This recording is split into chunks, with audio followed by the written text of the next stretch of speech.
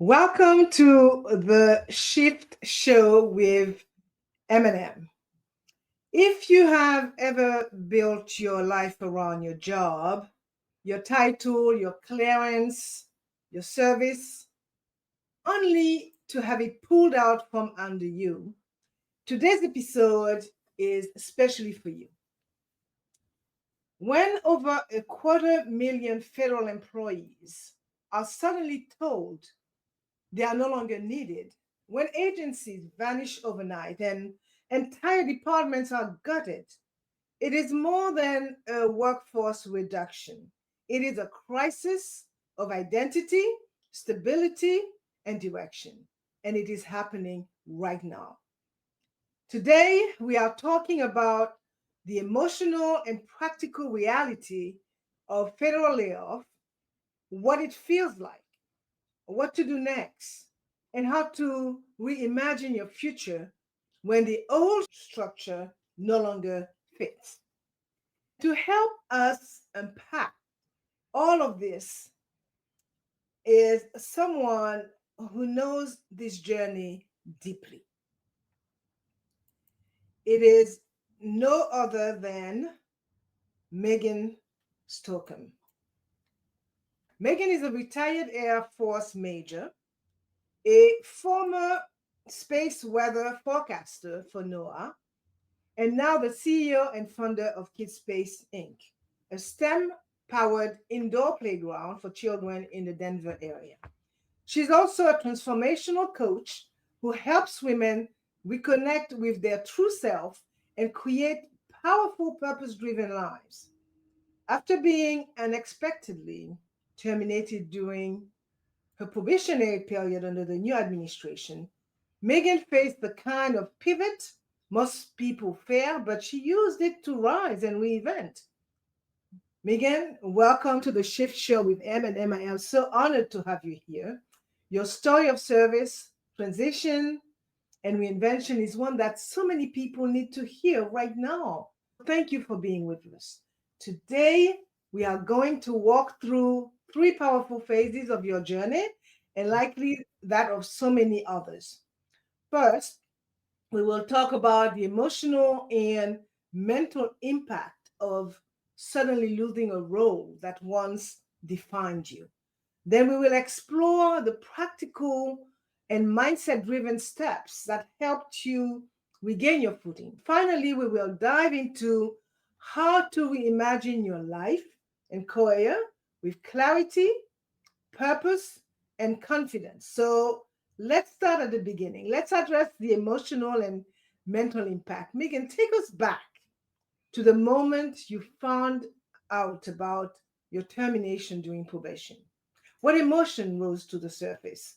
Tell us what was going through your heart and mind.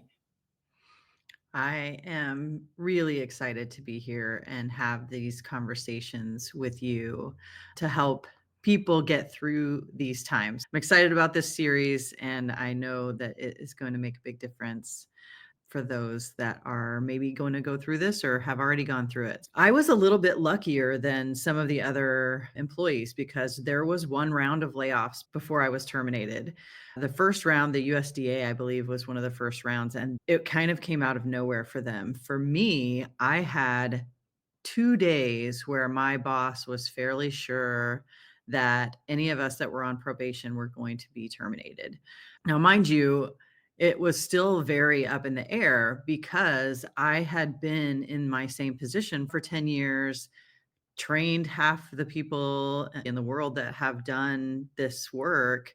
And then I had a 6-year gap in service and I came back, but I was not back for a year yet. So technically, I was still on probation. There was still a lot of question on whether or not they would have exemptions for some of us because there were a lot of employees in the government for 15 years and a very high level that had just transitioned from one area of work to another. So it wasn't that they were new or not capable of doing the work. It was just that they had transferred to a new position. So they were on probation. At first, it was a lot of fear and not knowing what's going to happen. We had to pack up our stuff. I was lucky because I had 2 days to get some of the stuff out of the office just in case, because we had already heard that the way it was being done was you get an email, your bosses don't even know, you get directly an email, and you have an hour to leave. If you don't check your email for that hour, if you're in a meeting, if you're at lunch, it was not a lot of time, and it was a very anxiety heavy. I've been working for the government for about 32 years between the military and this. As the title of this episode says, the badge stopped working. I couldn't get into the forecast center, and I had an hour to make sure I had all of my paperwork in order. Your badge is how you log in to get all of your personal information, your payroll, your pay stubs, your all of that kind of stuff. So it was very rushed. It was a very kind of frantic and sad moment because my colleagues that I've known for a long time had to walk us out. Otherwise, the security would have had to walk us out, which is then even more disappointing because then you feel like you're a criminal being walked out the door. I would say demeaning. Demeaning. Yes, absolutely. I've been working and serving this country for 30 years combined. How am I all of a sudden being walked out of here like I did something wrong? At first, it was fear, and then I was angry, honestly. At that point, I was like, this is very difficult to accept when you have done nothing wrong. It doesn't even feel like a layoff situation in the civilian world. It feels like that kind of stuff is happening. You're going to have some kind of a buyout. But in this case, it felt very much like we had done something wrong instead of just being like, this is a practical thing that we have to do. I think that would probably cover the emotions, fear, anxiousness for the moment, and then some anger. I cannot even imagine how this would affect one. I mean, if I were in that situation, that's not something that you anticipate. No. I'm glad to see that after a few months of this, you're still strong, you're holding on. My second question to you would be, as someone who served both in the military and federal government, how did this sudden change affect your identity? I think specifically the kinds of career fields in the military or government do carry an identity. It's very much, I am a space weather forecaster. I am a weather forecaster for the Air Force. So you hold that, and not a way that sounds more like I do this job. It's like you become part of that job. It's how you exist.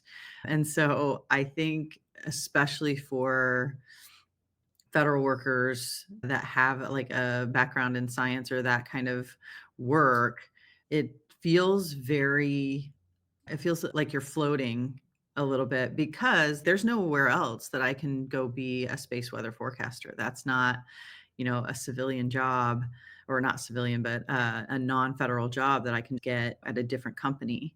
It definitely shook me, and I'm somebody again who I have businesses on the side, so I have other identities as well. I can't imagine what it would be like if that was my sole source of income and that was the thing that I had been training and studying my entire life. If that was my only lane, I think it would be even harder. It definitely shook me to be sent away from that path.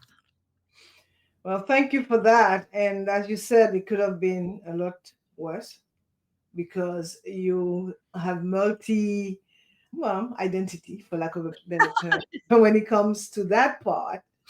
But tell me, what kind of inner dialogue were you having in the early days of that transition? Because it still doesn't sit well with me.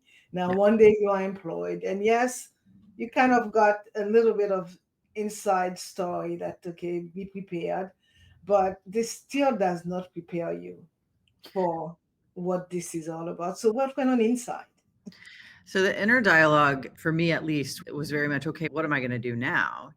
They reached out to me specifically to come back to this job, and it still took 6 months to be in place and start receiving a paycheck. So I was very aware that it takes time to find what you're going to do next. And so the inner dialogue at first is, oh, what am I going to do now? How am I going to find my next move? Do I just look for another job? What do I qualify for? How is my family going to make it through this moment?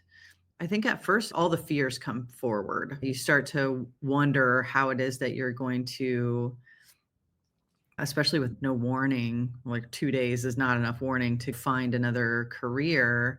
We made a good salary. So it's transitioning to the civilian world or outside of the government world, and very aware that a lot of people are about to be looking for jobs. What does that mean? How do you even approach that? And I can only imagine because you're in a specialist area. I mean, you spend your entire career doing something that not too many people do, which kind of disqualify you for the run of the mill type of job to start Right. with. Yeah, I feel very pigeonholed in a way because there's 10 space weather forecasters, now 8, Mhm. in the country. So, like, putting space weather forecaster on a resume, what does that translate to? So my next question will be, with over 75,000 federal layoff reported as of April, including entire agency eliminations, how did it feel to be part of such a sweeping shift? I believe having so many people get laid off or terminated at the same time, at one level, it kind of allows you to go, well, obviously it wasn't just me. It wasn't something that I did wrong personally, but it also made me very aware that the whole shift of the country was happening and trying to figure out how you're going to approach that, and knowing that a lot of people are going through the same thing. It was very interesting. I don't even know how else to say that. It's very interesting because my coaching side, the business coach and transformational coach in me, immediately is like, how do I help? How do I show other people that this identity is not the only skill set that you have? It's not the only way to approach it. So maybe that's partly how I handle it for myself, to turn the lens a little and say, how can I make this about lifting and serving other people? Because that allows me to not wallow in whatever's happening for me. So it's partly a safety net, but also knowing that was coming down. That's part of what this podcast is all about, right? Totally. Yeah. Trying to lend a hand to people that only have worked in that part of the world, if you will. There's a certain, there's a lot of different circles that people are a part of in the government world. You transfer between pieces, but most people stay there. They are people of service. They are not out there trying to make, million, $2 million salaries. They were there because they were studying whatever they were fascinated by, and they were willing to do that for a decent salary, but not in the bigger game. My first thought was, how do I help the collective make this shift in a graceful way? Yeah. That's such a good thing for you, in a way, that you have had the foresight to get involved in the whole concept of life coaching and managing your emotion type of situation. It's still very, very hard to process this journey. One day you're on top of the mountain, and the next day the mountain is no longer there. So thank you so much for being open about that emotional journey, Megan, because I cannot just imagine thousands, hundreds of thousands of people are going through it. Yeah. and they don't have, as you well said, a safety net. All right. Thank you so much for that. And it is clear that the internal impact of a layoff is just as real as the external. It doesn't matter what it is that they say. So let's shift gears and talk about what comes after that initial shock. When you are still processing, but know you need to take action, what does that first phase of reclaiming control looks like? The first phase of regaining control is finding actions to do. They don't have to be huge. Taking the control back is very important. It definitely feels like someone else is puppeteering your life for a minute when somebody can just toss you out. It feels very unstable. Allowing yourself a moment, first of all, to feel those emotions. I mean, you have earned your emotions when something like that happens. You should be able to feel them.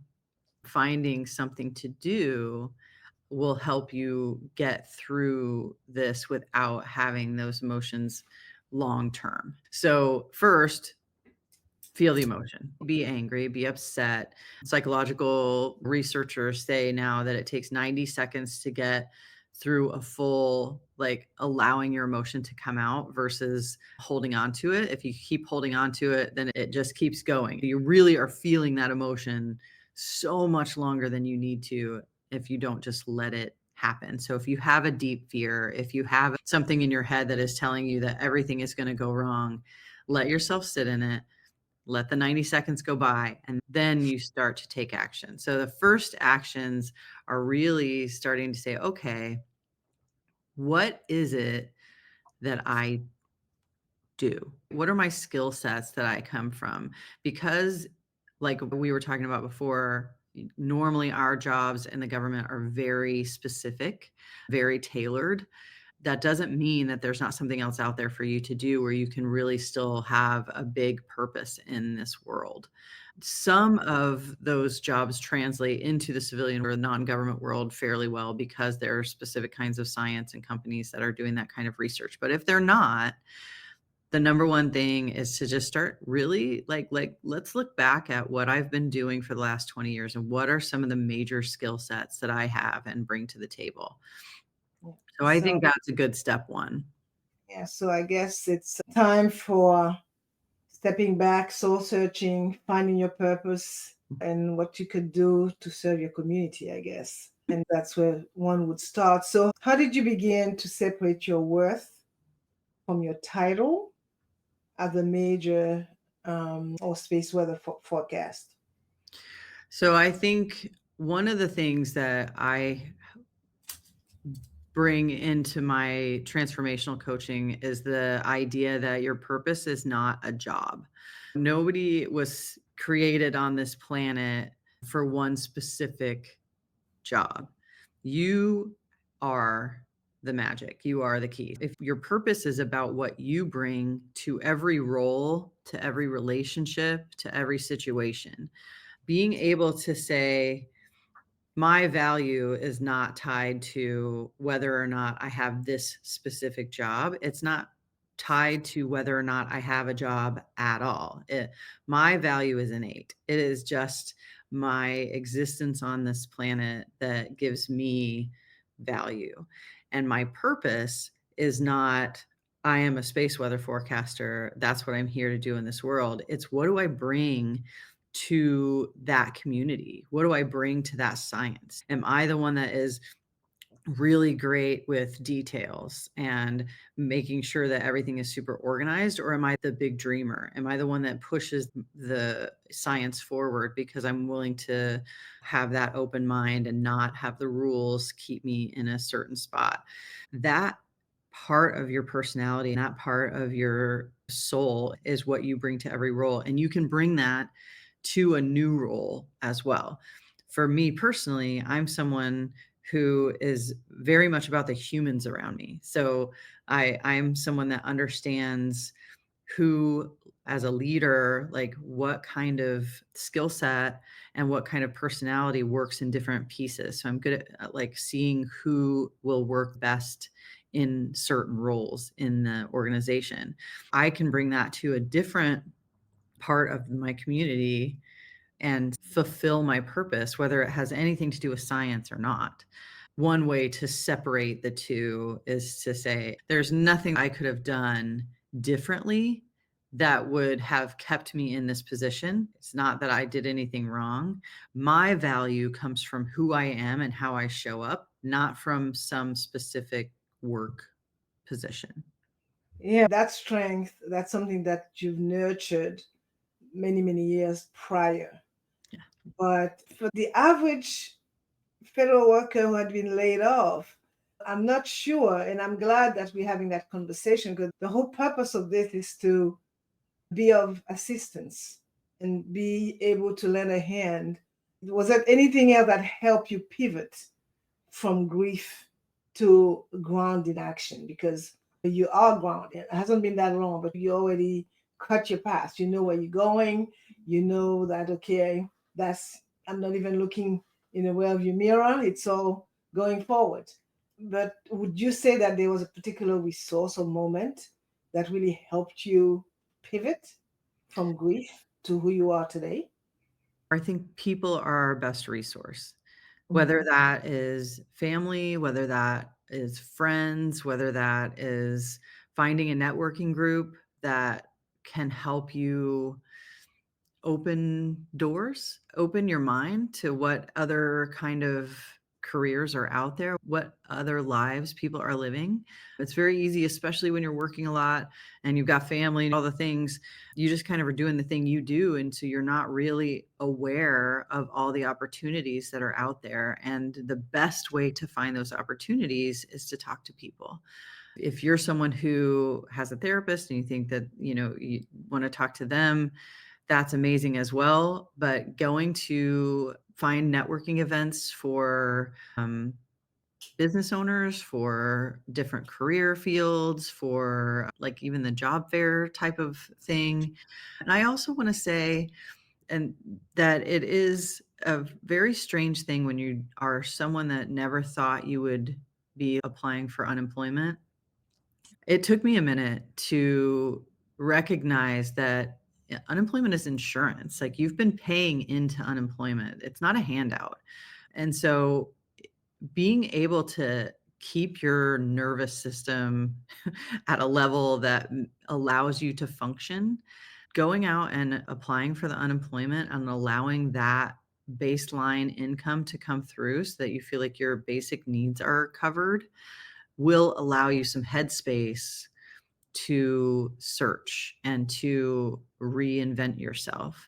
So I think it's really important to say, especially to a group of people that never thought that they would be there, to use that resource because you paid for it, because it's Mhm. insurance, and because you're in a situation that you could not have predicted. Get yourself into a space where you can breathe and then start looking at all the opportunities around you. When that what now question comes up, there is something that you could lean on for now, which is your unemployment benefits, which, as you said, the unemployment benefits are not handout. It's insurance. You've been paying for it all along. That's a good way of flipping the what now question. Right. So, beside what you just said, what early decisions help lay the foundation for your next chapter as a coach and as an entrepreneur? So the early things that I like to do when I'm in a change, I tend to have a bit of an adventurous spirit. So if I want to try something Yeah, new, yeah. I think the habit is for, or the most common thing is for people to have a SMART goals, specific, measurable, that kind of thing. One of the tricks that I love is instead of specifically saying, I want this new job, because a lot of people had the job that they had on their goal list and now they're searching for what could replace that. Instead of having a specific job or goal, Start writing a list of the pieces that you loved about your job and the pieces that you could deal without. What do you want your next career move to feel like?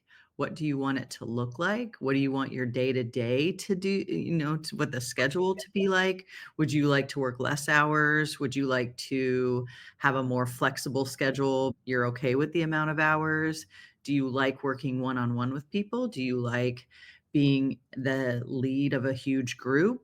How do you want your days to look?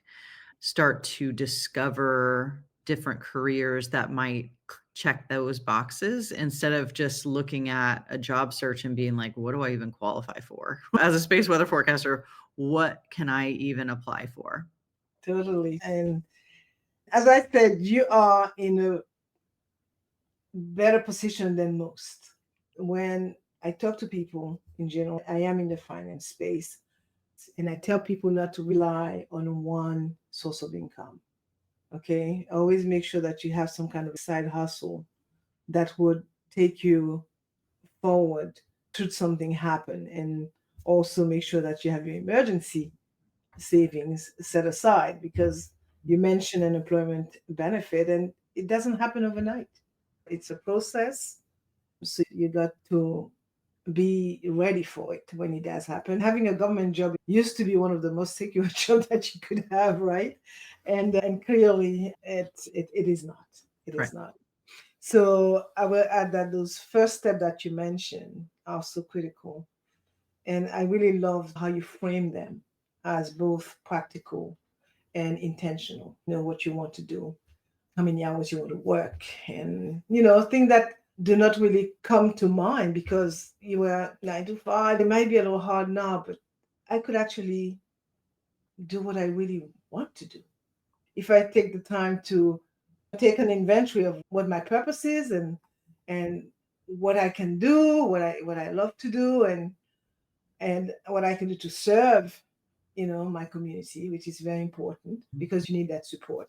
So now let's talk about possibility, because after the fog begins to lift, there is this quiet space where reinvention begins.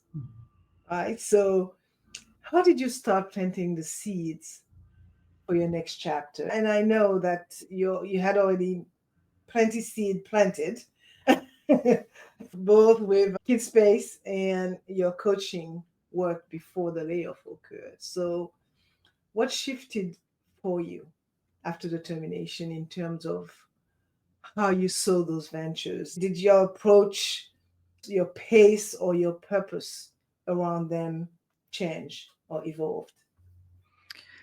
I think the biggest shift of that moment, like where you're like, okay, now I'm ready to reinvent myself, or I see possibilities again. And I still did want, like you said, I like having a W 2.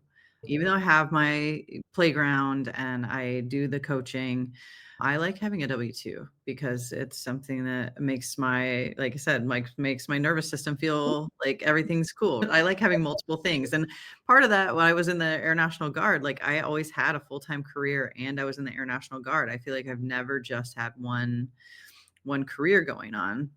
One of the things that is exciting in that moment is when you can recognize that when you left the nest, right? When you're 18 and you went to college, you picked a major, you did 4 years, but 2 of those were just the basics. You picked your major, you went through it, and then you had no guarantee that you would go out and find the right job or the career path you did.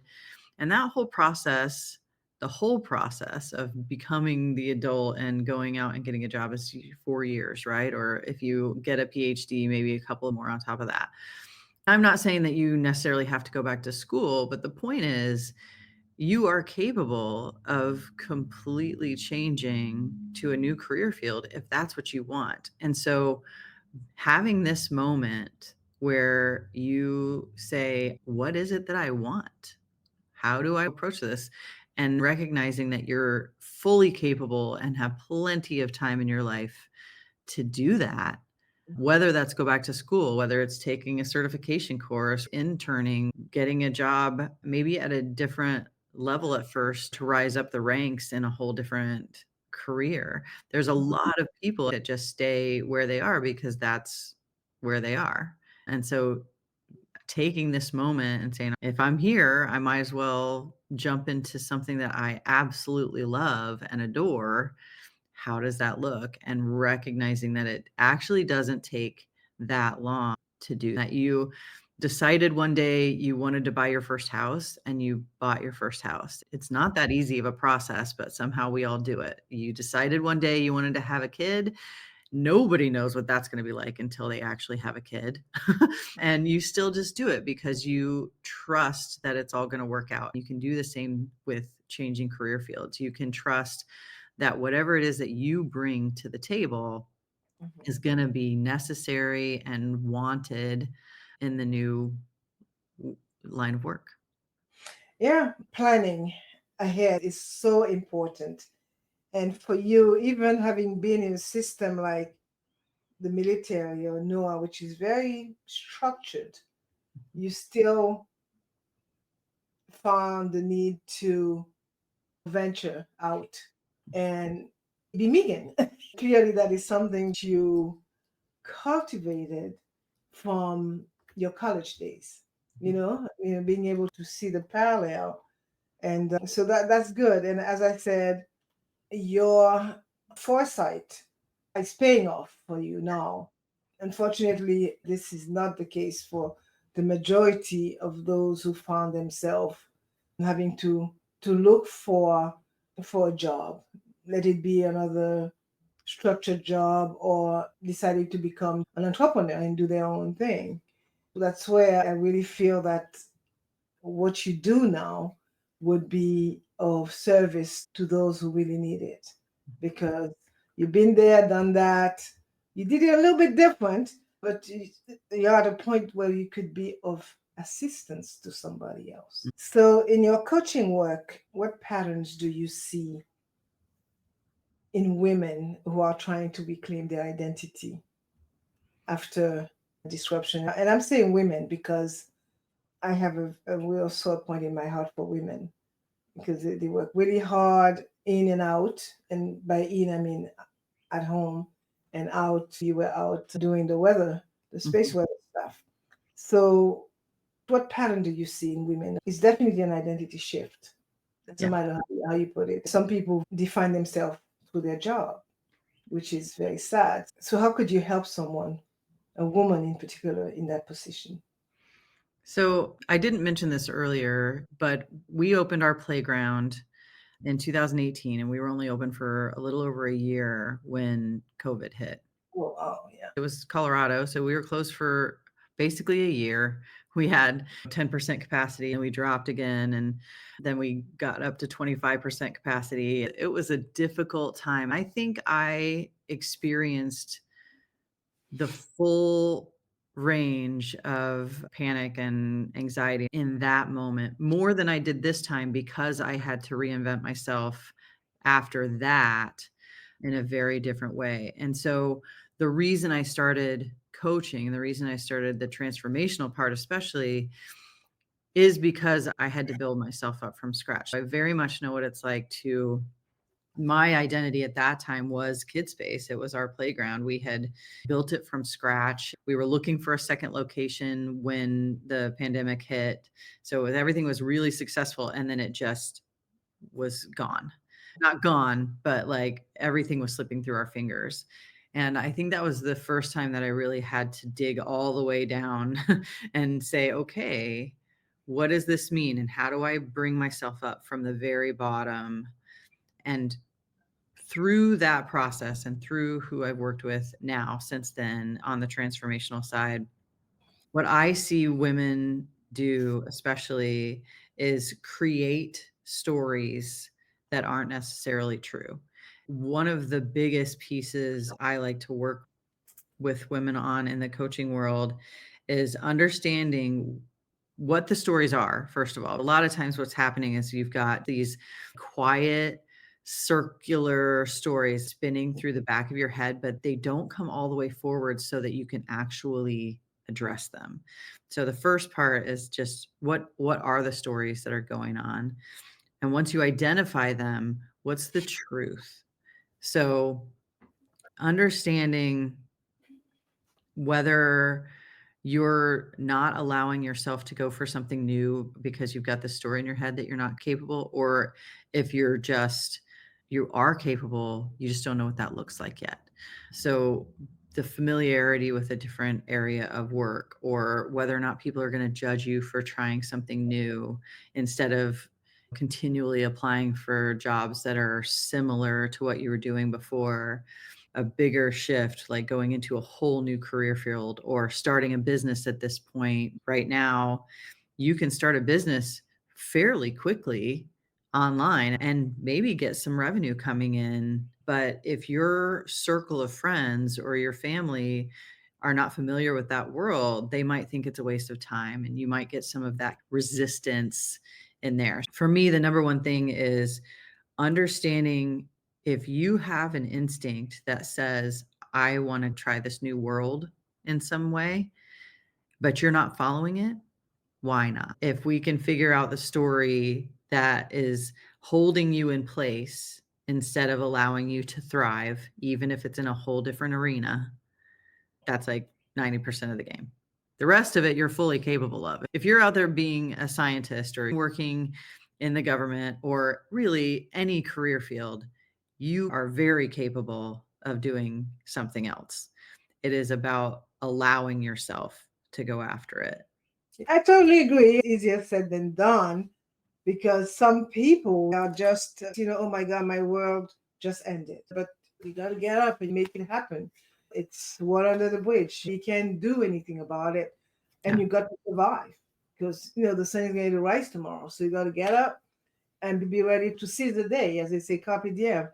But I totally understand. And that's what you and I have decided to partner in order to assist and help those who are confronted with this mindset of I can't do anything else. So we're getting close to wrapping up now. What's one mantra or mindset shift that carried you through this whole uncertainty and still guides you today?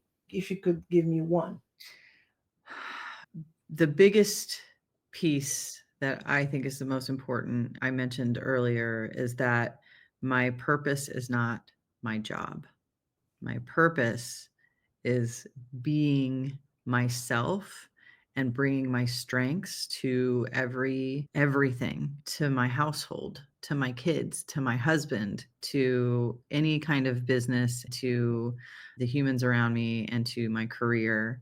I continually remind myself I am valuable no matter what my income is, no matter what my career is, no matter what my title is. That purpose is something that I can't lose no matter what. Well said. Exactly. So as we wrap up today's episode, what Megan shared goes far beyond your advice. It is a powerful blueprint for rebuilding your sense of wholeness when life suddenly falls apart. We discussed the emotional shock of losing a role you've built your life around, the initial practical and internal steps to take, and the possibility of reimagining a future rooted in purpose, not in position. As you said, my purpose is not my job. Her story reminds us that reinvention is not about becoming someone new. It's about remembering who you really are. And when we move from that place of self discovery, clarity and confidence naturally follow. If you are navigating your own transition, whether it was expected or not, just know that you are allowed to grieve. You are capable of rebuilding. And most importantly, your next chapter is not only possible, it is yours. Meghan, for someone listening now and who is feeling inspired and wants to work with you, because your story is tremendous.